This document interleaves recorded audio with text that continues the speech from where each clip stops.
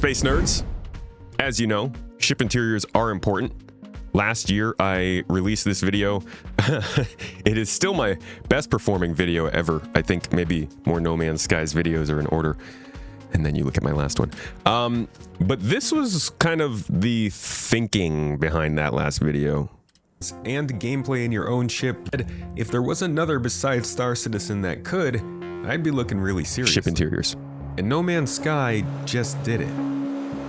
So, after almost a decade of free updates, No Man's Sky has added walkable ship interiors, something Elite Dangerous ensured players were not worth the resources.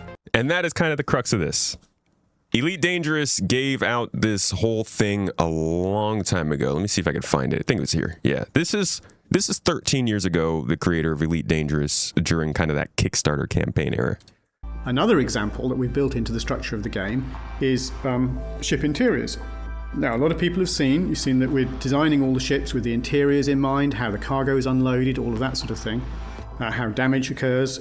And that's because that another thing that we are doing, again down the line, is that you will be able to walk around inside your ship, you'll be able to get out of your ship, walk around inside space stations, other vehicles, all of that sort of thing. We've shown the damage on the ship, the damage models. Imagine looking at that from inside the ship outwards, seeing your cargo flying out into space, seeing the flames, trying to fight them. All of those things that we plan with time, they won't be at the first release because we want to do them right, we want to do them well. All of these will be done as updates, and I'll talk some more about that in a second, but the point... So that's kind of... Sounds real Chris Roberts coded, huh? It's like a very Star Citizen-esque in its delivery of, here's what's going to happen, and you're going to get to do this, and look at what we've done already to make that obvious. And I know, I am totally one to believe that kind of stuff, and sometimes it happens. Oftentimes it happens. It just takes a while, which is what we're going to talk about today, because they finally reached this point, to an extent. But there was a point at which they basically came out and said it wasn't worth the resources. They said they were going to do it, and then several years later, they were like, hey, listen, this is... it was a video with, I think, the community manager who was saying it live, and I can't pull it up right now, but it's somewhere out there. Basically just saying, like, we have decided that it's not worth the resources. They added space legs with the Odyssey update, but in general, walking around on ships wasn't something that was seen as that important at the time. And you also had plenty of people in the community who backed this.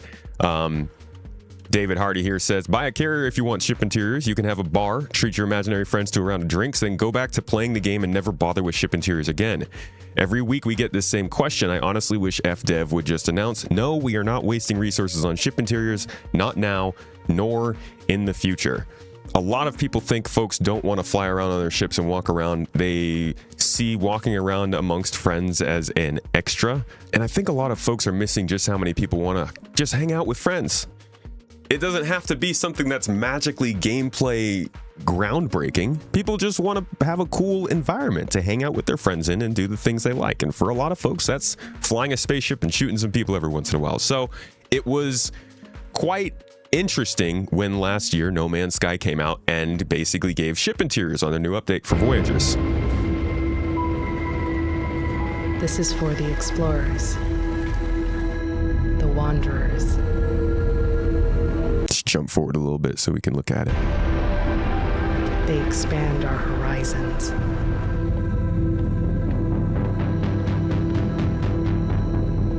Now I'll say this. They reach farther. Ship interiors, EVA gameplay, all good. They haven't expanded on it as much as I would hope just yet, but it's in the game. And it kind of showed the direction that I think a lot of these types of games are going, which is social space, hang out with people, don't lose sight of your friends, be able to actually walk around the environments you want to.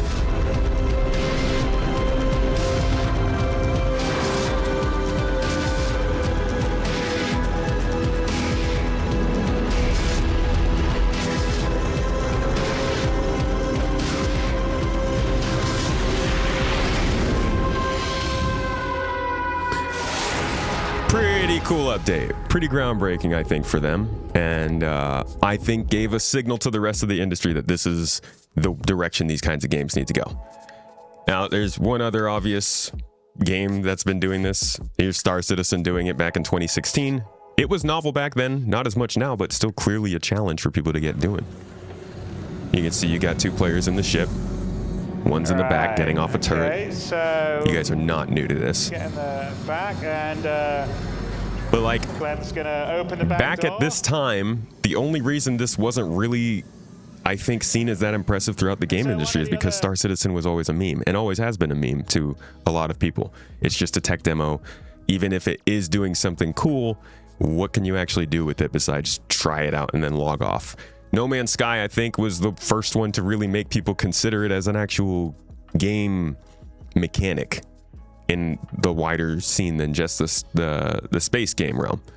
So that's why it's interesting now to see Elite Dangerous coming out June 26, 2026 with the Nomad, a small ship that's not exactly the same kind of thing. It's not going all the way to Star Citizen No Man's Sky style of everyone gets together in their ship and flies around in the different parts of the game and does missions together and all that. This is still just an addition onto other ships. It is essentially an SRV that flies.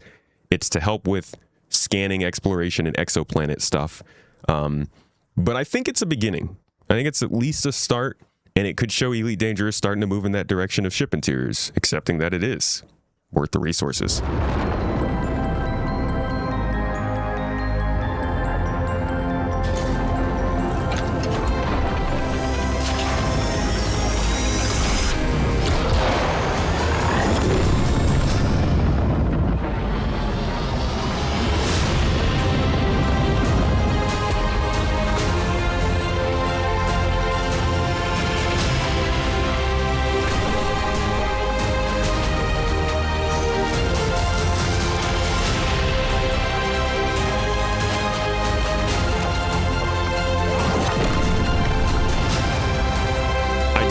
I do find it kind of funny because the way this works, the way they've made it work, is that they've basically made the ship interior part of the outside world, so that when you normally would teleport into your pilot seat from outside the ship in Elite Dangerous, you teleport from next to the seat to in the seat.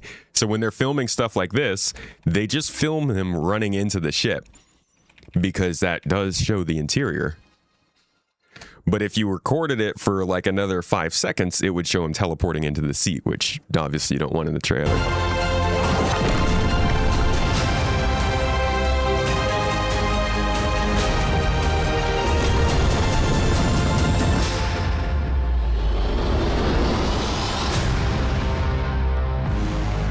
So very interesting.